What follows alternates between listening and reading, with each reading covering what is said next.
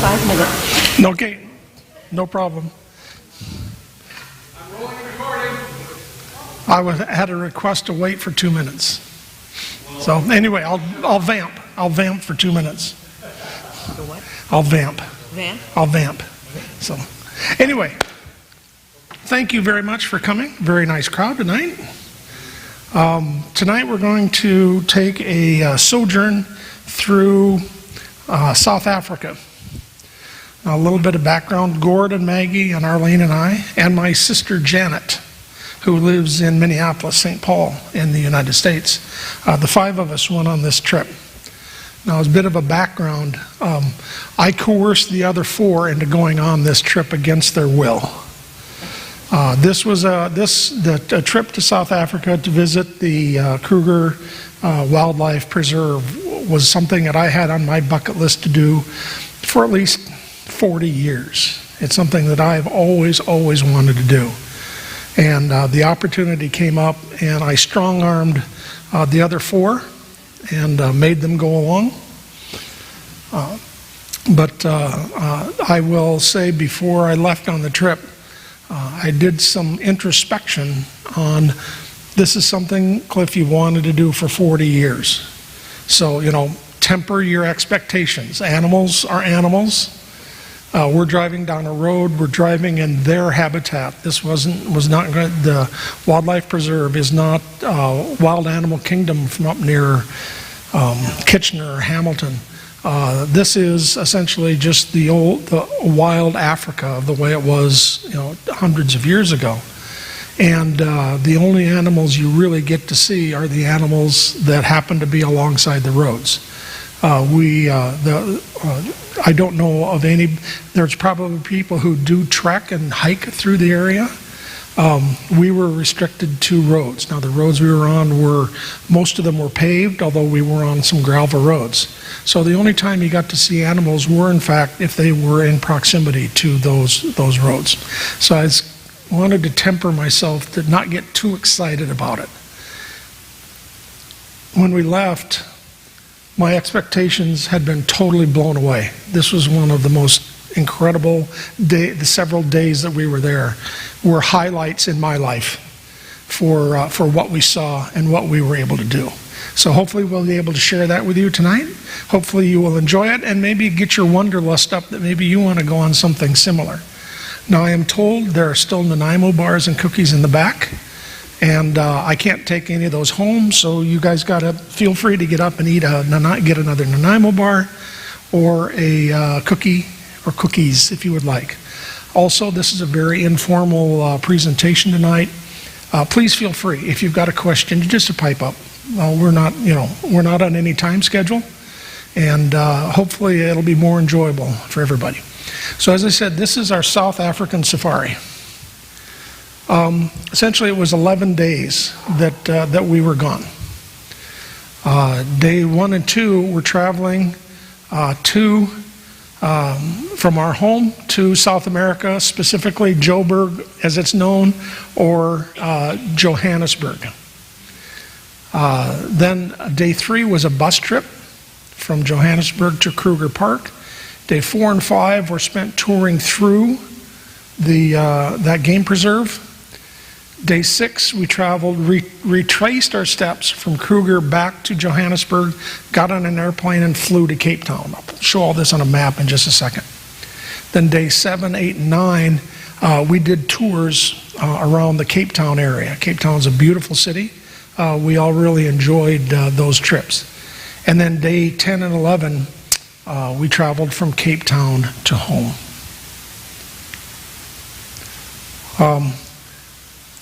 Kind of hard to read, but this is essentially most of South Africa. Atlantic Ocean over here, Pacific Ocean over here, the Cape of Good Hope down off the bottom of the picture.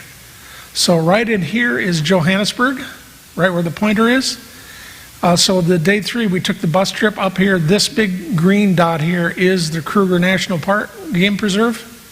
So then we retraced our steps to Johannesburg and got on a plane, and we flew down to Cape Town, which is right here.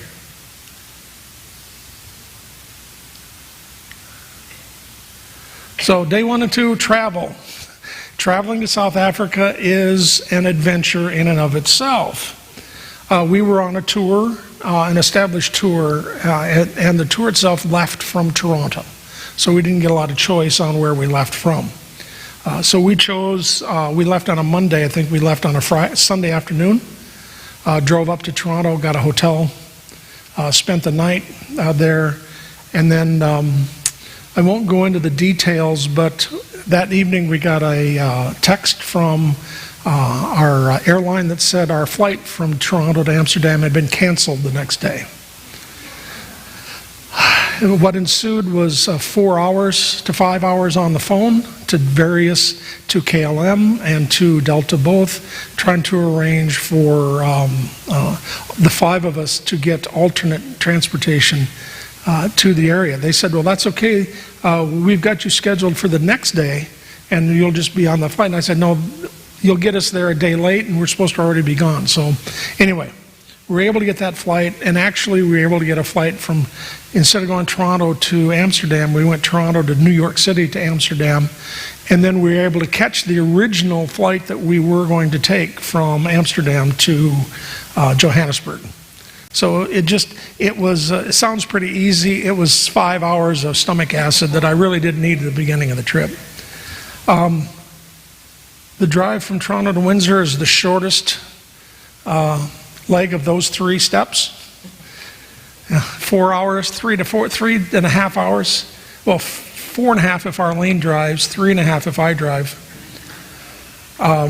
Then about a 6 to 7 hour flight, which is the real short flight, to get to Amsterdam, and then 12-hour flight from Amsterdam to Johannesburg. My sister Jan had a window seat. The rest of us all had aisle seats. She truly enjoyed the window view. She's flying over the Sahara Desert and flying over the jungles. She got to see a lot out the window. And so she really did enjoy the flight. This is us getting ready to go. So Arlene and I on the left, and then that was when we were just getting ready to leave on the left side over here. And this is, we've actually arrived in Johannesburg. And you can see Maggie, Gord, myself, and Arlene, and that is my sister Janet in the middle. All happy to be there, happy to be through. So this is, I call this day 1 and 2, because you really kind of lose days when you're traveling that long and in a long cylindrical tube for that length of time. At the time, we all kind of went, I don't know if we're ever going to want to do this again. Once we got there, we went, we can't wait to go back. But we'll put up with the trip. We'll put up with the plane trip. So anyway, this is a little blow up of the map. So this is day 3. We got on a bus, and the bus went from Johannesburg right here and followed this road, and we got to the town of White River, which is about right in this area. So this is the Kruger Game Preserve, this large green area here, and we were staying at a hotel in the little town right off in this area. This day was a very interesting day. We got a chance to see a lot of South Africa, and I was very, very impressed with the diversity of what we did see. As you can see, it started out on the left, kind of what they called, I always heard of the veld, V-E-L-D, and this is kind of what you're talking about, just the open prairie, as we would call it in Western Canada. A lot of coal mining in the area. As we were driving along, we saw a large number of huge power plants, and they were all coal-fired power plants. I don't know if you may have remembered back in the apartheid days, South Africa was cut off from the world oil supply. No one would ship oil to it because of its apartheid policies. They shrugged their shoulders and they went ahead and mined coal and converted the coal into gasoline. They had that many coal reserves. But there was a large number of coal mining and huge power plants along the drive. Also, a huge variety. I was very taken with the diversity of the agriculture that we saw in that area. As I said, on the left, that's corn. corn, soybeans, alfalfa, like you would see here in Essex County. On the right, a field of macadamia nuts. So they did macadamias, avocados on the left. Under that blue tarp in the back are bananas.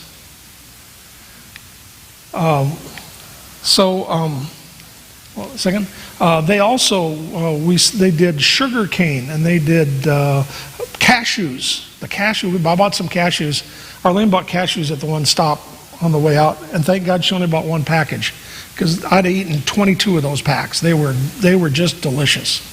But I was very, very taken with the wide diversity of the agriculture that South Africa does. It was unexpected. I did not expect that kind of agriculture diversity.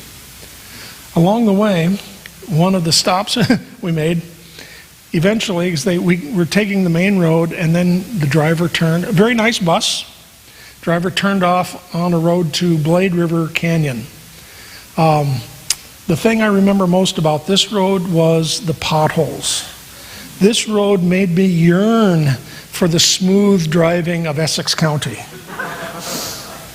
It was one of the most potholes, and I don't mean small potholes. I mean, this was a big bus, and the big bus was just getting hammered with the potholes. But anyway, we get to Blade River. As you can see, it was a huge canyon. They say it's the third largest canyon in the world. I've didn't check on that. Anything I can help you with up there, Art?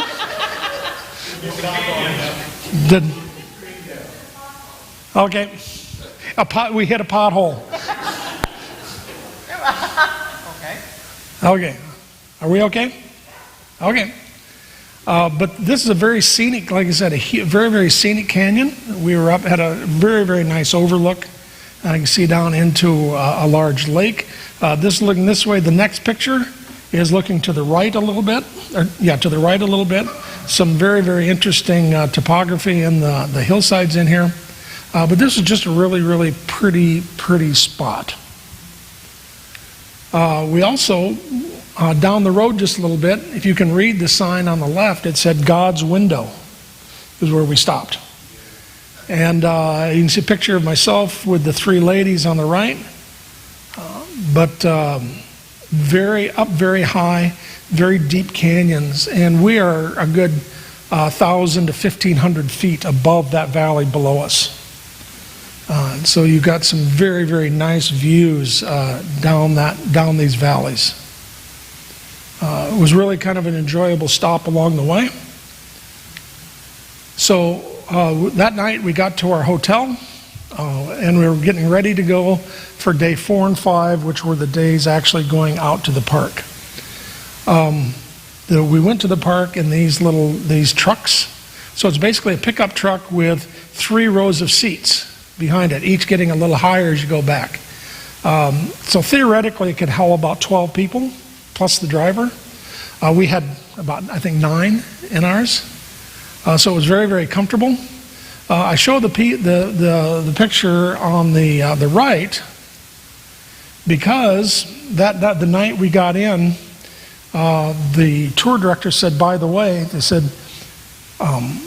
meet here at 4:30 tomorrow morning, because the trucks leave for the park at 5 sharp. So as you can see, we're in the truck, started on the right, and it's 5 in the morning. It's still dark, but we'd gotten up. They had coffee ready for us. We checked in. We were given a to-go box with breakfast and a to-go box with lunch. So we had those with us as we went, and we drove about an hour until we got to our first stop. So you can see there's the group of us. I think Arlene's the only one we can't see. There was a younger couple in the back who were very nice. They were from Brampton. And there was another lady here who was traveling on her own, but she apparently traveled on her own a lot, and this is not the first time she had been on an adventure like this. The group of us all traveled together for both days. We had the same driver, the same truck, and the same group of people. So we all became, very, very friendly. As you can see on the right-hand side, this is the morning of the second day. It was a little bit rainy, which actually turned to our benefit because the rain cooled the area, and it got the animals out and moving, actually. There were some people who were at the hotel that we were at that were complaining and whining about the rain and did not want to go out in the rain. And we just kind of went, actually, I think the rain's going to be to our benefit. So and it turned out to be, it was so. On the left-hand side here, so this is a map of the Kruger Park. So it kind of looks like a boot, this green part. The part we toured was this southern part right down in this area, down in here. The first day we went over to Gilliland Gate, which was here, and toured this area. The second day we went to Fabini Gate, which is there, and we toured up in the northern part. So we only saw a small portion of the park itself. Some details about the park. The park was established in 1898. It originally had been private hunting grounds. Okay. There was the recognition principally by Paul Kruger, who was, I don't know if you're familiar with that name, he was the head of the Orange Free State during the Boer War, but he was very concerned that the area was being, and though even in the late 1800s, was being overhunted. So he started a movement, and they put together a number of private game preserves into a large wildlife park. When they first opened, it was known as the Sabi Game Preserve. And like I said, Paul Kruger was the principal force. Several parks were combined together in 1926 to make the one large preserve. And it was open to the general public in 1927. It's been opened ever since. It's quite large. It covers 20,000 square kilometers or 7,500 square miles. To give you a point of reference, that is 10 times the size of Essex County. So it's 10 Essex counties in size. They say, if you want to drive, if you want to come in the south end and drive all the way to the north end, should do it in 3 days? They figured it'd take about 3 days to do it. Well, the speed limit in the park's 25 to 30 kilometers an hour. So that's part of it. It's like, well, no, these were pretty good roads. We had left the potholes back at Blade River. So anyway, this little, and also over here on the side, this is called a sightings board. You can't read the board quite so well. And they have the major animals, and they had put little pins where they had all been seen the day before. So the drivers would know. Plus, they are going with an established, we saw a lot of people in the private cars driving around, but us being with a guide, he was on the radio all the time to the other guides in the area, and they were chattering about, and they were doing it in Afrikaans, so we couldn't understand what they were saying. So it'd still be a surprise, or he said, so it'd be a surprise you get there, or if it's gone, then you won't be disappointed. So, they all talk to each other and let each other know that I've seen giraffes over here, or I've seen lions over there, and so everybody got a much better experience.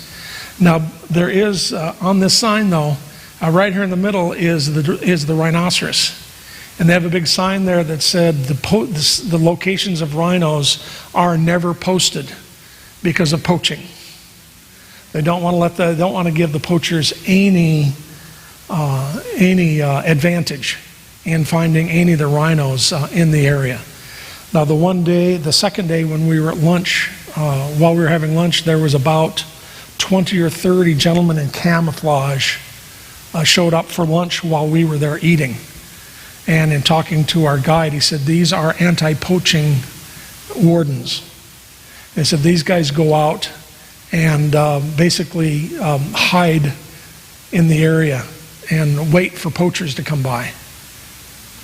And how did he tried to put it tactfully? Not a lot of the poachers are tried in a court of law. Most of them disappear. The poachers are poached. The poachers are poached. But anyway, they're very, very protective of the rhinos. So now this is just the, if I can go back one bit, the next slide is just a map, a blow-up map of just this southern area. So, as I said, the first day we came to Mella Lane Gate, which is right here. The town we stayed at was White River, which is located about off the map, right in this area here. So we came along a major highway here and then into Mella Lane Gate. And during the day, we came all the way up to here, and then back, and then we came over to this place, and basically in and out. And that was, we left the lodge at 5 a.m., and we got back at 4 in the afternoon. So it was a full day. The second day, we went from White River up to Fabini Gate, which is right here, and then we came in on and essentially did this road.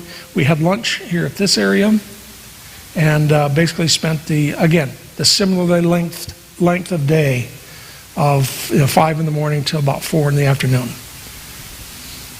Now, the first day, as we were leaving the gate, to tell you how I talked about how excited we were and how many animals we saw. They have in this area, they call what the Big Five. Now the Big Five are leopard, lion, elephant, buffalo, and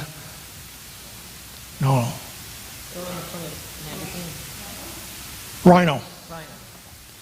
And as we were leaving, and he was handing in his paperwork to say we were leaving, the guard at the gate said, "How was your day?" He said, "We saw the Big Five before noon." And the lady goes, "No way." So I sat down and I went, okay, so this was really, really good. So anyway, this is us getting ready to go into Mella Lane Gate. And the first thing we saw, a herd of impala. And the driver was very nice. He stopped, and we all took at least 20 pictures of these impala, and we were all excited because this isn't a blow up. This is just your regular using your cell phone out the side of the thing, taking pictures. As we were getting done, he said, "This is the last time I'm stopping for impala." He said, "The park has 250,000 impalas in it." He said, "By the end of tomorrow," he said, "you won't even see them." And it became a joke throughout the rest of the trip, was every time we say, everybody go, "Impala." So we got to see lots of impala. Now as we're driving, we had left this and we're driving along, and all of a sudden we come across a group of animals together.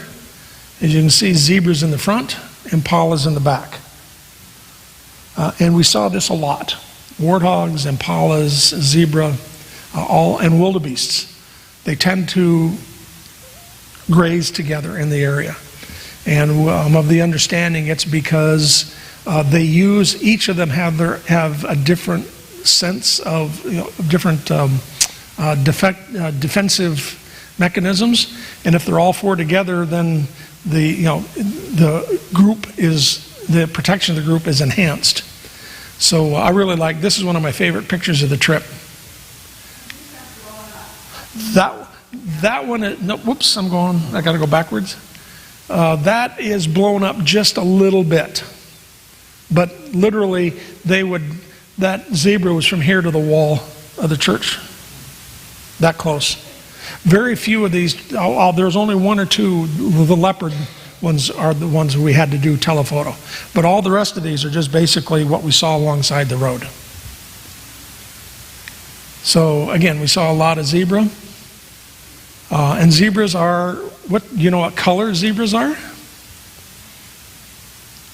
Zebras are black with white stripes. And all the stripes are like fingerprints. No two zebras have the same pattern. And they said the pattern is because as you go back, you can see It helps camouflage when they're standing in a herd. Though a lion can't pick out a zebra because of all the different stripes. So it's one of their defense mechanisms. And on the right-hand side, you can see the group of the animals, because we got zebras here. There's a warthog right there, and there's impalas in the back. So again, and like I said, literally you can see these are just grazing right alongside of the road. Now, as we're driving along, the driver says, "Oh, look out there, half a mile out the side. There's an elephant walking." And he never even slowed down. He kept going. I'm going, "What the hell? There's an elephant. We should be taking pictures. There's an elephant." He went, "No, we'll get closer to elephants." So this is not the elephant, or one of the big five. Majestic animals. Our driver was very careful. There have been a number of videos. There was a lady killed recently by an elephant. Got a little apparently angry at the truck that they were in and charged it and rolled it over. Our guide was very confident, very comfortable with what we're doing. We were instructed to be quiet, don't get up and about, and there was a lot of whispering, a lot of shushing, but especially, and as we're driving along, we got to see this band of elephants that were leaving a water tank, and they were walking along, and the driver said, "Just a second." And he went running down the road, and he took a left-hand turn, and he got up alongside the road, and we stopped here. Go ahead, Arlene.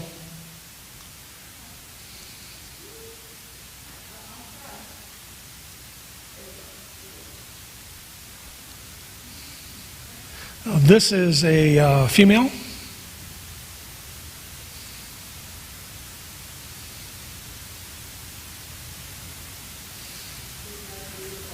They're a beautiful, majestic animal. And as you sit here, you will see her baby come out from behind the trees on the other side. Just now. And if you think she was big,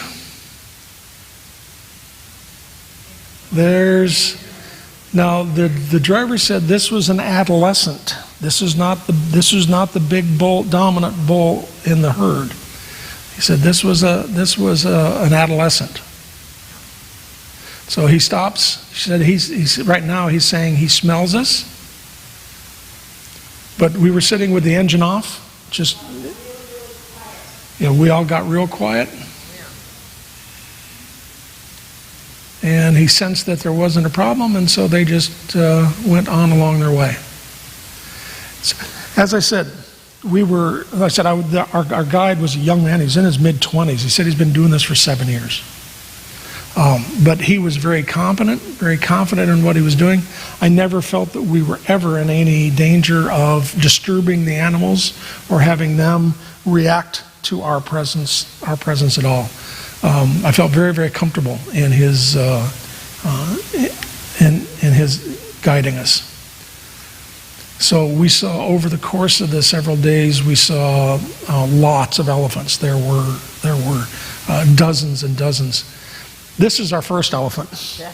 And I show this picture because we're driving along and we'd just seen a giraffe and everybody was excited.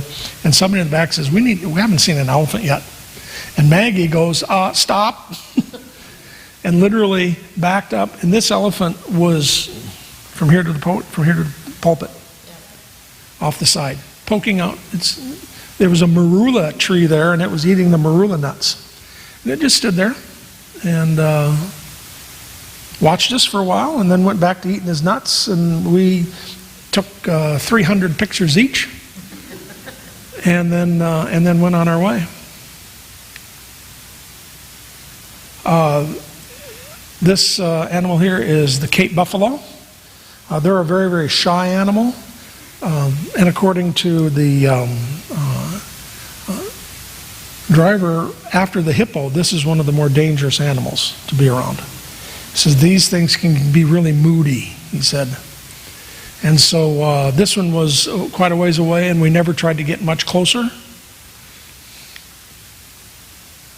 He did turn around for a picture here. And a few days later, we were at a roadside rest, and there was a herd of these buffalo that we were able to photograph on the right-hand side.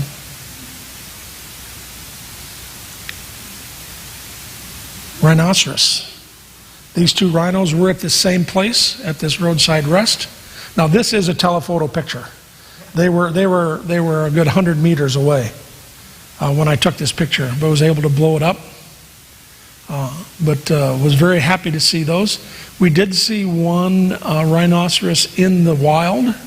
This was a black rhino, and he's sleeping. You can see him on the left-hand side, and then a blow up on the right. And he was across the stream bed, and he was a good third of a mile away from us. But this was as close as we were able to get. I was of the understanding that later in the day he did get up and walk across the road, and did walk right in front of one of the other vehicles that was with us, so they got a picture of him walking across the road. But we were very pleased that we were able to see a black rhino, and there's rhinos in general. Again, are very, very difficult to see because they're relatively secluded. They like to be secluded. They don't like being around a lot of crowd. And even the guards are very careful about saying anything over the radio about where there are rhinos, because they don't want the poachers to find out about it. The rhino, they kill the animal and they take the horn. In Asian cultures, Chinese cultures, the ground rhino horn is supposed to be an aphrodisiac. He said it's the same material as in our fingernails. So he said, but it's worth more than its weight in gold in the rhino horn. And so one of these horns is worth thousands and thousands of dollars to the poachers for this illicit trade. It's very unfortunate. They say the park had, if I remember, they said there were around 500 rhino was all there left in the park. So they're very, very protective and very, I'm sure there were around each of these animals, one of these warden guards kind of shepherds them around, just kind of keeping an eye on them. You never see them, but they're there. The fourth member of the Big Five, so we've seen three of the big three. We started off with the elephant, we saw the buffalo, we saw the rhino. Then we saw lions. We saw lions on 2 different days. We were very fortunate. This is the morning of the second day. And we pulled up, and we called these the 5 brothers. Here's 4 of them right here. The driver said these were young adolescent males. And about 100 meters back off the side of the road, they had a kill earlier in the morning. So they'd killed it. Everybody thought it was a buffalo. And they have eaten. And so now they've come down, and they were sitting beside the road because the road was warm. And so they were sitting on it, and they were panting as they were digesting their meal. The next is a little bit of a video. Go ahead, R.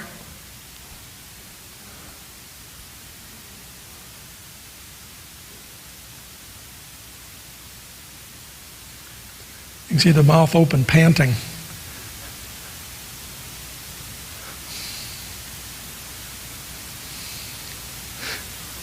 You saw the side of the road. We're on the other side of the road. That's how close. So we have 1 road distance separating us. Now these 4 were sitting in a group off to the side. Oh, this is the first day. We saw several females. Now, if you look very carefully, you see the lion. This is the female on the right-hand side. But if you look on the left-hand side, do you see a lion? If you look right in there, there's a lion hiding in the grass. And we had been sitting in the truck for maybe 5 minutes watching for lions, and all of a sudden somebody said, a lion just got up out of the grass over off to the side. And other people had stopped and looked and had driven on, and no one saw this lion. And she came out. Go ahead, R.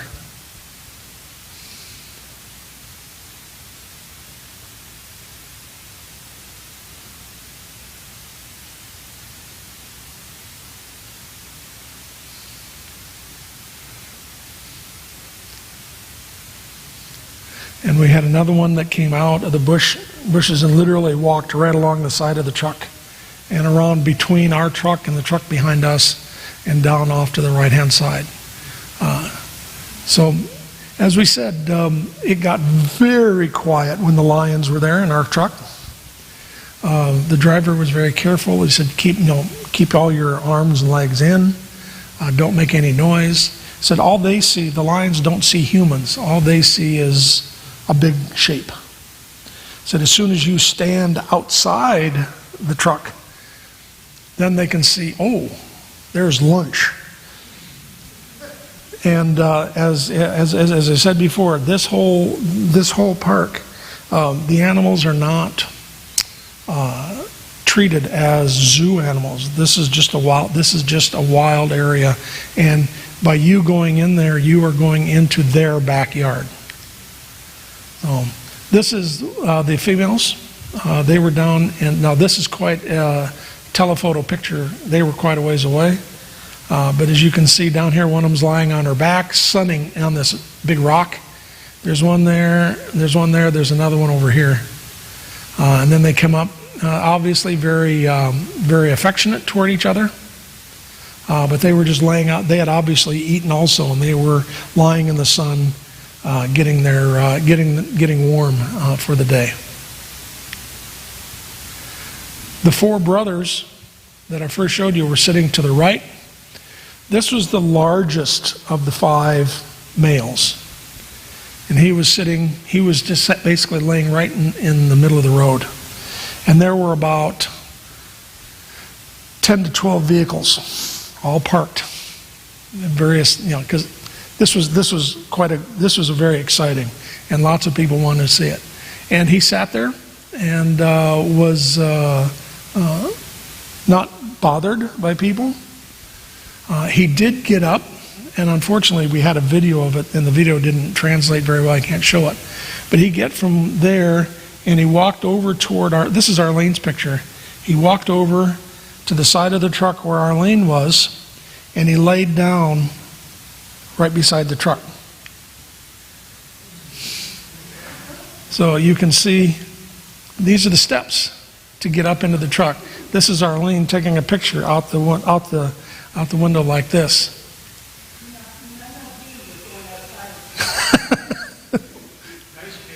Nice kitty, yeah. People kept saying, were you worried about the lions or anything like that? And I said, the key to doing something like that is we brought Gord along because I'm fast. I may not be faster than the lion, but I was faster than Gord. And when he approached, there was no doubt who the boss was. Yeah. There was no doubt what you were going to do. You were going to sit down and be quiet, behave yourself. No doubt. Oh, we probably sat and watched this. There was, we sat and watched them for the better part of an hour, and eventually they all got up and headed off down the road. We went around the corner, and there were some more vehicles stopped, and we looked, and in the bushes there were several female lions that were, again, in a morning siesta, sleeping off. There's probably 5 miles between these two groups of lions. This kill in the back attracted a lot of other animals. They figured that the 5 males had done the kill. But then there was a group of female lions we also saw that were back feeding. You could hear them in the background, plus a lot of hyenas. And hyenas and lions don't particularly care for each other. But at one point we did hear a lot of commotion and a hyena come running across the road carrying a leg or a bone or something like that, and was being chased by several others hyenas off into the bush. So it was a very, very active area. There was also a tree back there where the kill had probably been done right below the tree, and there were about a dozen vultures sitting in the tree waiting their turn. That once everything had settled down, they were going to get some food also. But it was a very, very interesting interaction. Like I said, we spent an hour to an hour and a half in this place, and it was time well spent. It was just amazing to sit and watch all of this interaction going on. Now this female on the right is worried for good reason, because the hyena in the foreground was joined by a second hyena, and she went off the road into an area, 50 feet off the road, 75 feet off the road, and they had her triangulated. And she picked up her pace and ran and outflanked them and got back to her group. But they were, if they'd been able to take her down, they would have. Okay, the fifth of the big five is a leopard. Leopards, they say, are the hardest of the five to see. A lot of people have gone there and they said, oh yeah, we saw that, but we were never able to see a leopard. We were fortunate to see two on the first day. We looked hard the second day and never even sniffed one. But leopards are, they look for them up in the trees. They say you very seldom see them down on the ground. But this one was up in the tree sleeping. This tree was about 30 or 40 yards off the side of the road. So this is a bit of a telephoto picture. This leopard here was a long ways off the road, but you can see him way off in the distance. Now this picture, our guide had a telephoto lens. What size lens was that, Gord? 600 millimeter lens, so it was like this. So he was able to take the picture and then shared it with everybody in the vehicle. But a beautiful animal.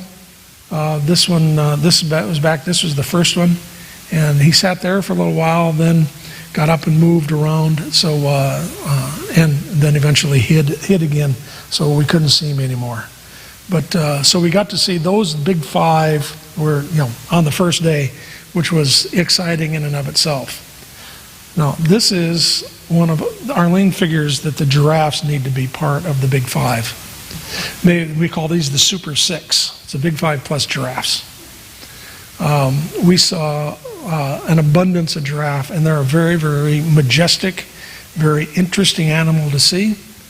A couple of things, the males, the difference between a male and a female, the male's horns are not their horns, he told us what they were called, but their horns on the top. If they're bald on the top, it's a male. If they're fuzzy on the top, it's a female. And interestingly, when giraffes walk, both right hand legs move together, and then both left hand move together. Not like a horse where they run this way, so it's this way. And Maggie was very impressed with the fact that these things go from 0 to 60 in an instant. One was alongside the road, and he went to gallop across the road, and he just zipped right along. But it was very common. Like I said, we got to see lots of giraffes and never tired of them. I know the second day we came across this one on the right-hand side, and he was kind of sitting all alone, and there was a bit of a turnout on the road, and the driver turned out, and we probably sat there for 30 minutes watching him eat and mosey around. As I said, it's just fascinating to see these things operate in their natural environment. Amongst the other animals that we saw, lots of wildebeest. Very, very interesting animal, weird sounding, and they call the wildebeest is one of the ugly five. Yeah. I don't remember some of the others, but they're not a very pretty animal. But there's a single one on the right, and then the ones on the left, if you noticed, there's all the adults standing, and the babies are all lying down around here, and the adults have created a protective ring over the infants. Baboons on the right-hand side. Monkeys. Now, unfortunately, we didn't get a picture. There was the second day when we stopped for lunch. Our guide says, take all the food with you, because there's monkeys around here, and they'll come. They get into the trucks. So we took everything with us. Well, we came back, and one of the other drivers hadn't said that, and there was about a dozen monkeys in that truck, taking everything they could, and one of them found tube of chapstick, and had run off with it. And we had a picture of him with this was the driver's chapstick that he had. But we saw quite a few monkeys. You can't see him very well, but this is our driver, and on his hand, he stopped alongside the road, and on his hand is a chameleon. He stopped and picked up.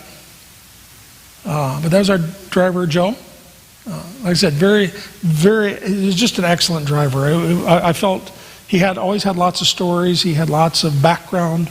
We really felt well educated over the 2 days. Ostriches on the right. He made a point of seeing here. This is a wild dog. And he said there's only 500 wild dogs in the entire park. So he said once they found out, he heard through the radio that there's one there, so he wanted us to get a chance to see it. He's sleeping in a sandy, along a riverbed. And we did see hippos. You can see one walking back here. And then one hanging out in the water. Just for your own, hippos are the most dangerous animal in Africa. They kill far more people than crocodiles. They kill far more people than lions or elephants or anything. Hippos are cranky. And they're herbivorous. They don't kill to eat. They kill because you invade their territory. And if you invaded their territory, the sentence is death. They don't want to hear mitigating circumstances. So we stayed quite a ways away from them. And lots of antelope. These are a group of what's called Eland, E-L-A-N-D, the largest of the various antelopes in South Africa. So the impalas are much smaller than these. These were relatively large animals. Warthog on the left. There. Ugly looking, that's one of the ugly five, was a warthog. And then these curious animals here were at our lunch stop the one day, and those are water bucks. But they've got an unfortunate target on their hindquarters. So they're characteristic, they have a white ring around their hindquarters.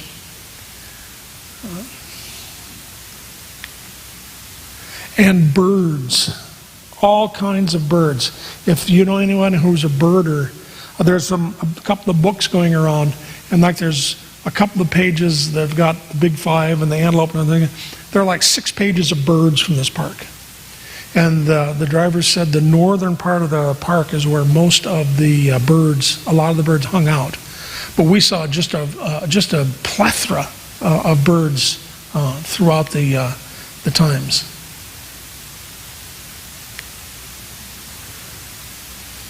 This is the hotel that we stayed at. Most of the buildings were two-story. So there was about half a dozen to 7 buildings that had the individual ones, and then you walked from here down this street a little bit, and the dining hall was around the side, and it was convention center.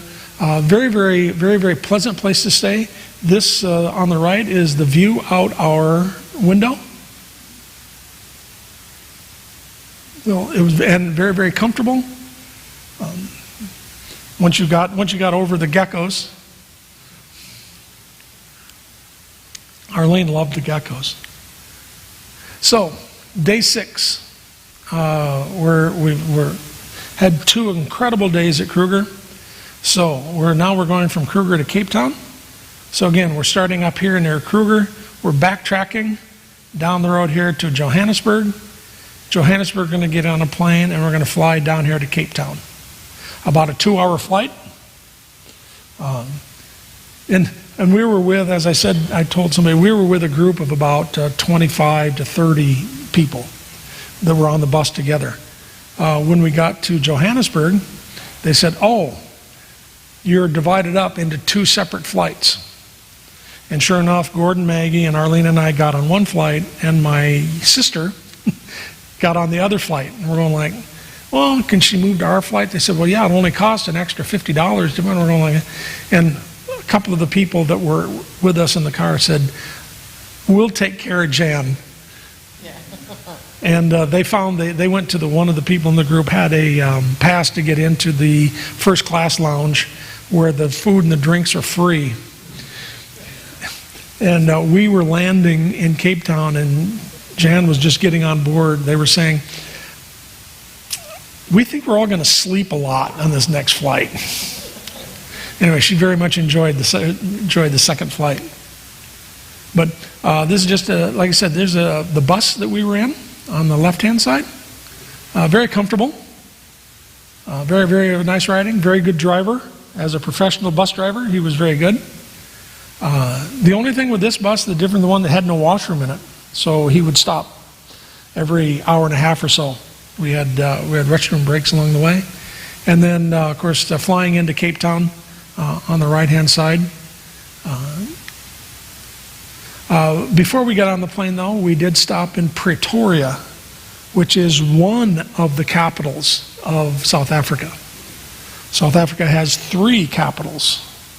There's a capital in Pretoria, there's one in Cape Town, and there's one in a town called Bloemfontein. So they have government centers in 3 different cities. And that goes back to the Boer War days, where there were essentially 3 different countries put together to make South Africa. But this is the main one. Pretoria is their main Capitol building. You can see the Capitol building in the back, and right here is a large statue, and that's a blow up, and that is a statue of Nelson Mandela.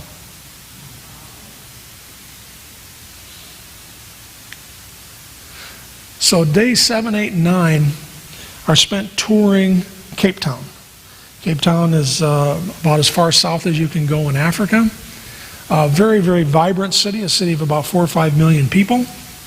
And it's dominated by this huge mountain off the back called Table Mountain, for good reason. You can see it's very flat, very big.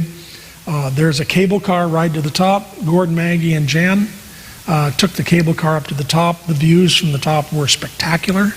I don't do cable cars, and so we didn't. Arlene and I didn't.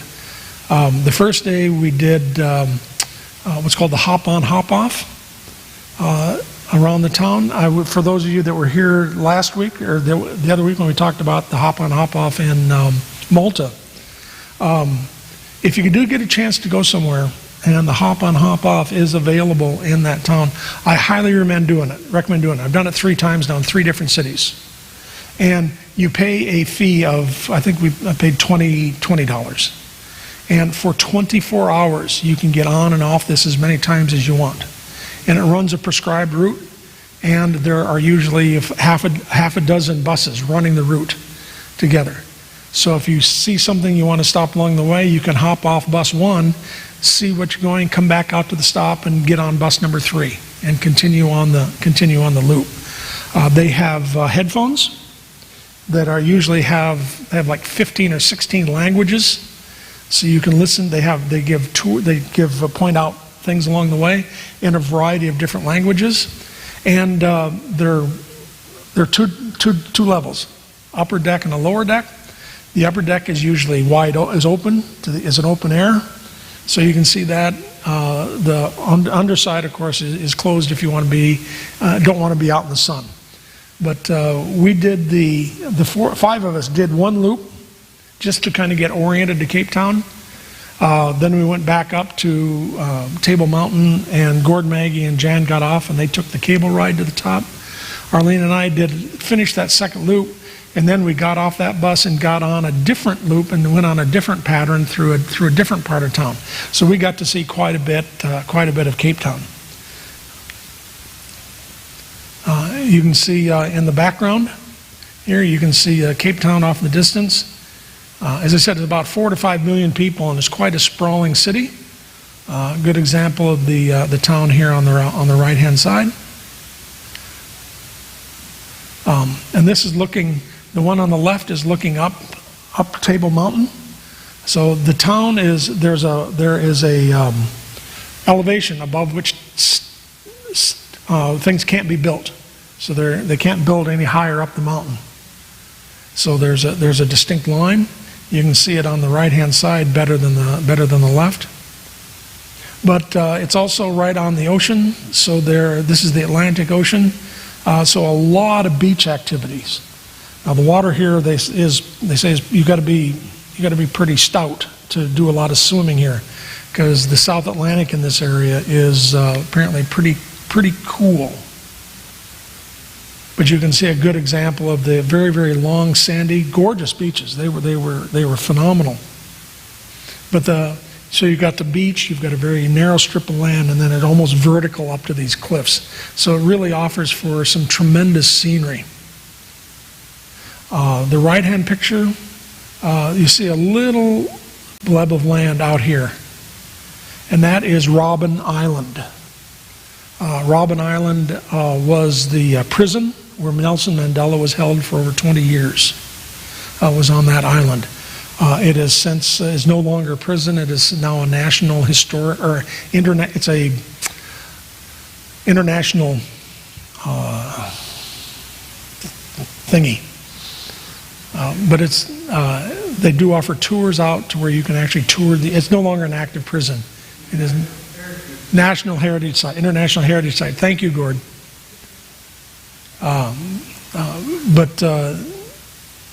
There were several people in our group that did take the day to go out to Robben Island.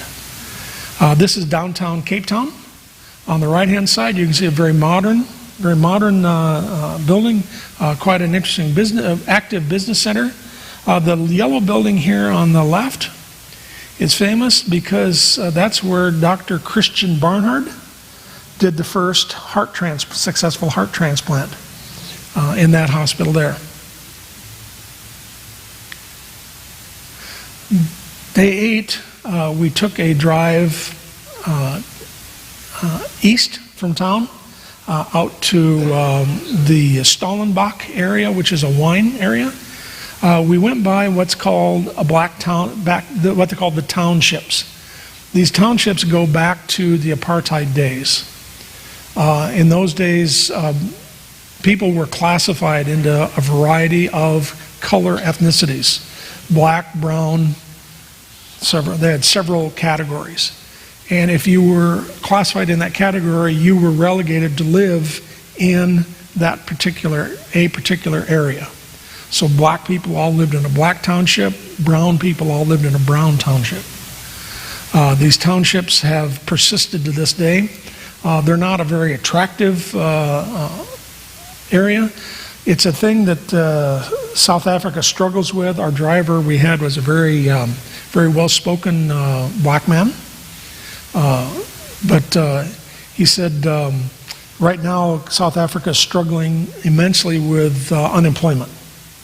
Said COVID hit it very hard and has been having a lot of trouble recovering, but very, very high unemployment rates in the black and brown community. But just to give you an idea, this area up here is one of the townships on the hillside. No trees, mostly corrugated, probably some pretty, and this is a close-up. The one on this side is a close-up of the township areas. So you can see it's basically shack living. They do have electricity. You can see all the electrical poles. They have electricity, and then each house has a line coming down out of that transformer. So I don't know how reliable the electricity would be, but rather marginal living conditions. And it is one of the things he said. Our guide was very upfront about it. He said it's something that is a big problem in the area. It's something that they are trying to address. And the biggest thing I want to do is start getting more tourism back, more industry back, so that there are more jobs.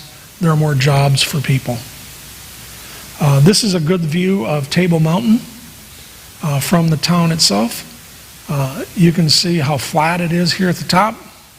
There's a little nub right there at the very end. That is the top of the cable car. The bottom of the cable car is down here. And those people foolish enough to get on a cable car can ride up to the top. This is an area, it's also, there's another mountain to the right called Lion's Head. We were there on a Sunday and there were a plethora of hikers and people that hiked to the top of this mountain. And they talked about the beauty of going to Lion's Head and watching the sunset after walking to the top of this mountain and then having to walk down.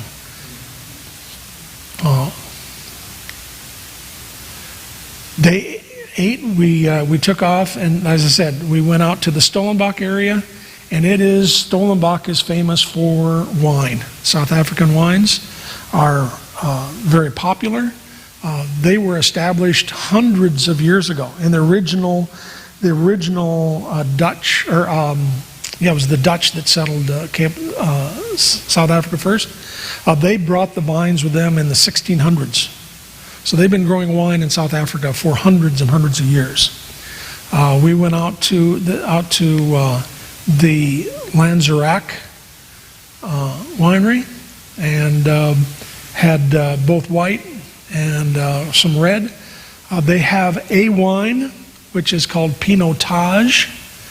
It was developed by a professor from the Stellenbosch area. He crossed the Pinot Noir grape with another grape because the Pinot Noir grape wouldn't grow very well in the South African climate. And the wine they got from the Pinot Noir wine they got was very poor quality. So he combined it with another grape and they came up with what's called a Pinotage. And it was judged to be awesome. And this Lange is they bottled the first commercial Pinotage wine, but Pinotage is the kind of the flagship of the South African wines because it's the only place it's grown, and it's very, very good.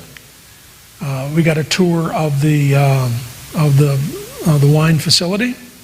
They made us carry wine with us all over the place. It's something you had to do. And as you can see the mountains in the area and the various vineyards. Very, very scenic area. It was a very, very enjoyable day. We did the Lanzerac winery first, and then we went to lunch, and then we did another winery in the afternoon, and then stumbled our way on home. Very, very nice little restaurant that we stopped in. Just a little bit of a background about the food in South Africa was very, very good. We ate all of our meals either at our hotel restaurant or we went to restaurants like this. You could get a very, very nice meal for less than you would spend for an average meal in Windsor. So the food prices were very cheap. The food was excellent quality. And very, very incredible presentation, but the food was we weren't eating dried peacock thighs or anything like that. It was some just your food that you would understand, food that you would be very used to having anywhere here in North America. Again, sitting outside for lunch. A very, very nice time for a lunch. Then day 9, our last day, we took a tour out to the actual Cape of Good Hope. This is Hout Bay, which was a little harbor just to the south of Cape Town that we stopped at. Very, very nice. Took a picture with the 5 of us plus the couple from Brampton. They were along with us that day. They had been with us in Kruger, and we wound up being on this day on the same tour together also. The road up there was a very, very interesting road. It took 4 or 5 years to build, but you can start to see why when you're coming along here, driving along the cliff edge. But it give you a bit of a preview. If you look right here, that's the road going along the cliff face. You can see why it took them a while to build this road.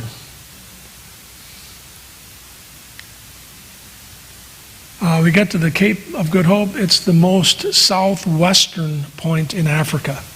It is not the southernmost. There's another point a few hundred miles to the west that's a little bit farther south. But this is the far southwest as you can go. But this is what the mariners rounding here meant. You were basically you had turned the corner, and the weather wasn't going to get worse.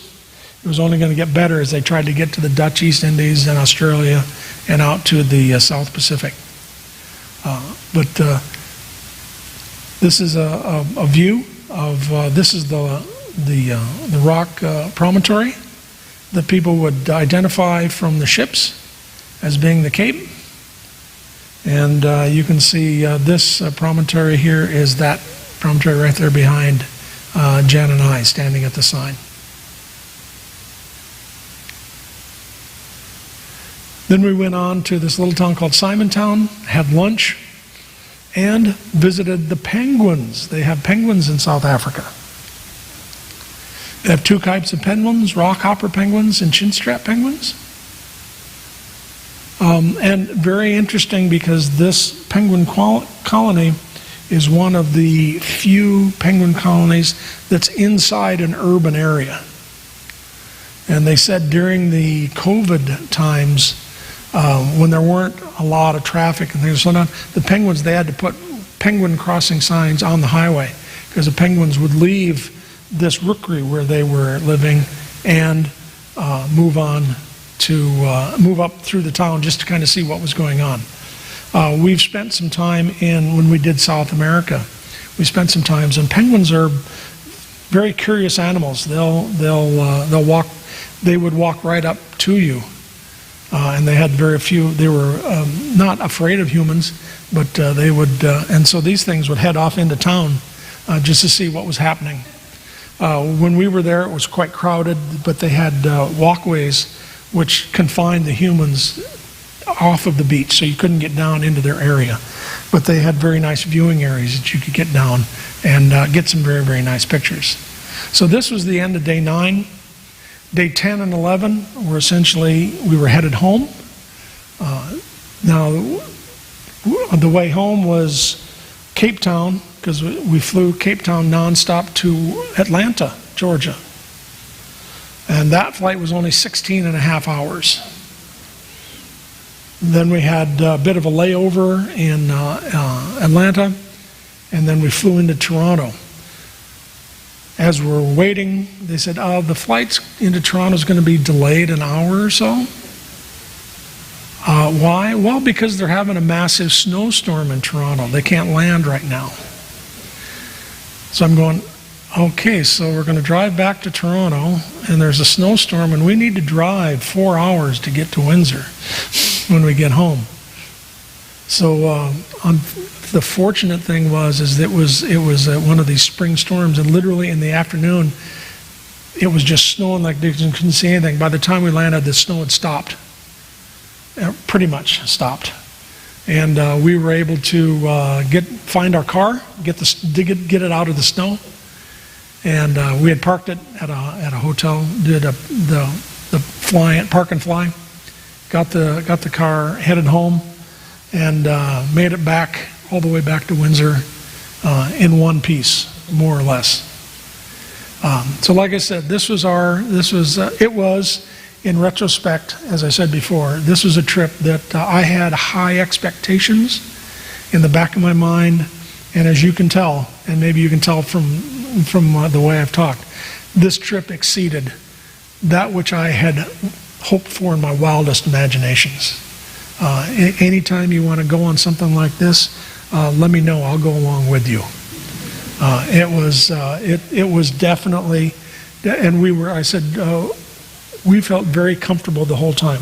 We went with a tour group, and outside of a few travel, the airplane things and things which happen, but we had guides with us the whole time. We were very well treated. We stayed in very nice hotels. The hotel in Cape Town, we were there for 4 nights. We ate supper there every night, and the food was fabulous. And like I said, cheap by Windsor standards. You'd spend, it was 2/3 of the cost of going to Spagos. Anyway, does anyone have any questions? Arnie's. Temperature, it was sunny. You had to, yeah, it was, we all took jackets along and I never put them on. No, very relatively dry. Relatively dry. We wore t-shirts and golf shirts. And we all wore jeans. I think more or less because we didn't pack shorts along, because we didn't, in February you don't pack shorts to go somewhere. But the temperature was very comfortable. Actually, the days riding the hop-on, hop-off trains, Arlene and I both got sunburns.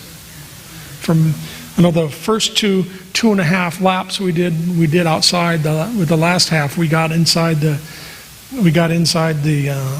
bus and watched from the shade, and was glad we did, because we were all peeling pretty good when we got home. So it was their, February's their dead of their summer. If an animal ever attacks the bus, what could be done to Okay. The question was, what happens if an animal attacks the bus? I think the bus drivers, from what I was, or the Jeep drivers, from what I was saying, were very well trained at avoiding the situation. I've watched some videos. We never addressed this with Joe, because it never came up. But I've seen some videos, and you see some of these drivers who are driving these trucks to get away from these animals in reverse at a pretty high rate of speed. So I think they practice trying to get away from the situation. Now, like I said, with this elephant, that actually, the video that I've seen of the woman from Minnesota that got killed was the truck was backing away. It starts with the truck backing at a high rate of speed, and the elephant chasing through the bush after it. So you never got to see what caused the problem at the beginning. Now, it could have been that they did something. We were told the elephants have a great memory. Maybe he remembered that truck and hated that truck. Don't know.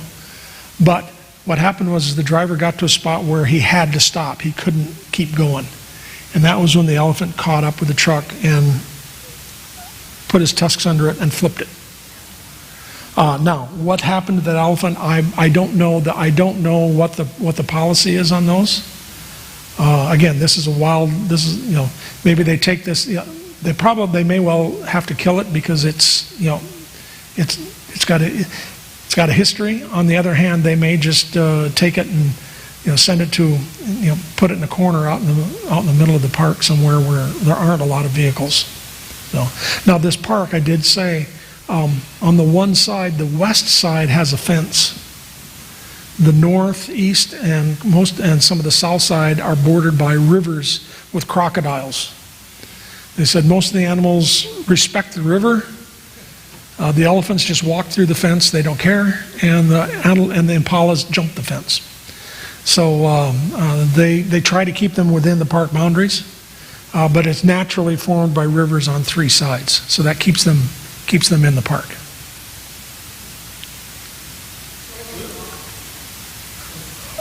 First over here. What about water? Oh, we were recommended to always drink bottled water in South Africa, even in the hotels. And the hotels provided bottled water on demand. They each had the refrigerators. In each room there was a refrigerator. It always had 2 big bottles of water. And whenever you were out, But like I said, showers and toilets and, you know, things like that were your normal. It just, they suggested not drinking the tap water. For scary animals, are the drivers given some kind of, not a rifle to kill them, but a kind of a scare gun with I never saw one. The answer was, did the drivers have a gun or a noise making? Never. They may have. I never saw one.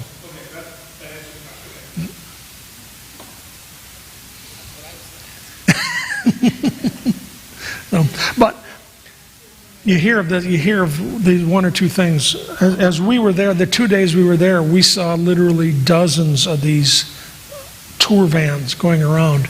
You multiply that by 365 days, because the park is open year round.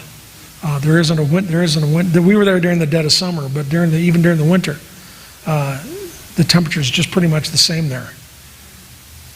Because the latitude, the south latitude of this is about the same as Miami Beach for north latitude. So even their winters are very, very mild there. Why did you choose that segment of the park? Okay. Actually, the question was, why did we choose that portion of the park? We chose it because that's where our driver drove us to. Once we got in the car, we were at Joe's, but he did say he had gone to a different area the first day before, and he said they didn't see much, so he was trying this Lane gate, because he had heard there were more animals over there. So that evening they had adjusted where we were going to go. And then the next morning he said they had heard a lot of good things up at Fabini Gate. So he said it's a bit of like an hour drive to get there, but it's maybe worth it, and in fact it was. Now, they do say in the park most of the large animals are down in the southern part. But they said if you want, as farther north you go, it gets into be a birder paradise. So if you're a birder at all, the northern parts is where most of the birds are located. But they said the higher density, there's animals everywhere in the park, but the highest density of the animals is in the southern part. So that's why most of the tours focus on that southern part of the park. I gotta tell you, the best piece of Kentucky Fried Chicken I ever ate in my whole life,